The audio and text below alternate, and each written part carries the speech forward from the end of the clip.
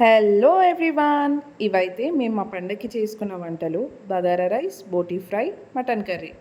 First అయితే rice కడిగేసుకొని నానబెట్టేసుకున్నాను. నెక్స్ట్ కావాల్సిన వెజిటేబుల్స్ అన్నీ కట్ చేసి పెట్టుకున్నా: పచ్చిమిర్చి, ఆనియన్స్, టమాటో, పుదీనా, కొత్తిమీర ఎక్సెట్రా.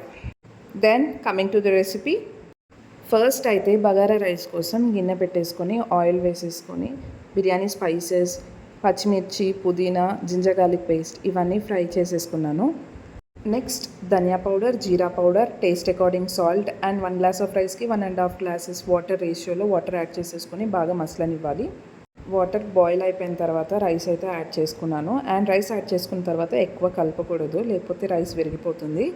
ఈ రైస్ కుక్ అయ్యేంత వరకు మేమైతే బోటీ ఫ్రై చేసుకున్నాము. ఈ రెసిపీ మా పెద్దదిన చాలా బాగా చేస్తుంది. మీరు నా ప్రీవియస్ వీడియోలో చూసినట్టయితే మేము కల్లెపల్లి దగ్గర కారీ బోటీ చేసాము. ఆ కారీ బోటీయే ఇక్కడ మేము బోటీ ఫ్రై లాగా చేస్తున్నాము. ఈ బోటీలో ఆల్రెడీ పసుపు అండ్ సాల్ట్ వేసి టెంపుల్ దగ్గరే ఉడకబెట్టేసాము. దాన్నే ఇప్పుడు మేము ఆయిల్లో ఫ్రై చేస్తున్నాము. అది అడుగు మాడకుండా మనం కలుపుతూనే ఉండాలి. మీన్వైల్ మన రైస్ అయితే రెడీ అయిపోయింది. ఇది లాస్ట్కి కొంచెం వాటర్ ఉందనగా ఫ్లేమ్ లో చేసేసుకొని దమ్కి ఉంచేసేయాలి. దట్స్ ఆల్, మన బగారా రైస్ అయితే రెడీ. నెక్స్ట్ బోటీ ఫ్రై చూద్దాం. బోటీ అయితే లిటరల్గా ఒక 20 to 25 minutes ఫ్రై చేసుకున్నాము. చేసుకున్న తర్వాతకి ఇందులో జింజర్ గార్లిక్ పేస్ట్, ధనియా పౌడర్, జీరా పౌడర్, కారం ఇవన్నీ యాడ్ చేసేసుకొని లాస్ట్లో కొత్తిమీర వేసేసుకొని దింపేసుకోవడమే.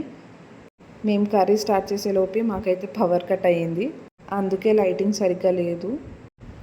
కర్రీ కోసం అయితే ఫస్ట్ ఒక గిన్నె పెట్టేసుకొని ఆయిల్ వేసేసుకొని ఆనియన్స్ గోల్డెన్ ఫ్రై అంతవరకు ఫ్రై చేసుకొని కరివేపాకు కూడా యాడ్ చేసేసుకొని జింజర్ గార్లిక్ పేస్ట్ పచ్చివాసన పోయేంత వరకు అది కూడా ఫ్రై చేసేసుకొని నెక్స్ట్ అయితే మటన్ యాడ్ చేసుకున్నాను. నెక్స్ట్ మటన్ని కూడా ఆయిల్లో బాగా కలుపుకొని పసుపు ఇంకా సాల్ట్ యాడ్ చేసుకుంటే మటన్ నుంచి వాటర్ రిలీజ్ అయ్యి మటన్ బాగా కుక్ అవుతుంది, టెండర్గా కుక్ అవుతుంది. మేము తీసుకున్న మటన్ లేతగానే ఉంది కాబట్టి మాకు పెద్ద టైం ఏం పట్టలేదు ఇది కుక్ అవ్వడానికి.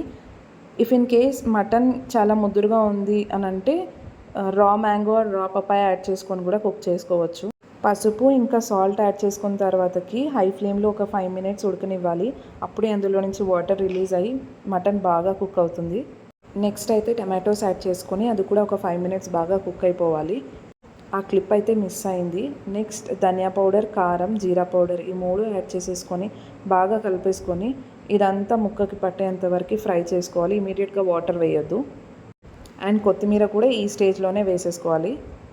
అప్పుడే ఆ గ్రేవీకి ఆ కొత్తిమీర ఫ్లేవర్ బాగా తెలుస్తుంది. మటన్ అయితే ఆల్మోస్ట్ ఒక 80% కుక్ అయిపోయింది కాబట్టి వాటర్ అయితే ఎక్కువ పోసుకోలేదు నేను. నాకు ఎంత గ్రేవీ అవసరమో అండ్ కన్సిస్టెన్సీ అకార్డింగ్గా నేను వాటర్ వేసుకున్నాను. సో మంచిగా ఫ్యామిలీ వాళ్ళతో ముచ్చట్లు వేసుకుంటూ వంటలు అయితే ప్రిపేర్ చేసేసాము. ఇక్కడ ఒక వైపు కర్రీ అవుతూనే ఉంది, అక్కడ ఫ్రై సగం అయిపోయింది. మా ఫ్యామిలీ వాళ్ళు మంచిగా ముచ్చటేసుకుంటూ ఫ్రై అయితే అయిపోగొట్టేశారు. మేము చేసుకున్న బోటీ ఫ్రై విత్ జొన్న రొట్టె కూడా చాలా బాగుంటుంది. ఎప్పుడైనా మీరు కూడా ఇలా ట్రై చేసుకొని తినండి.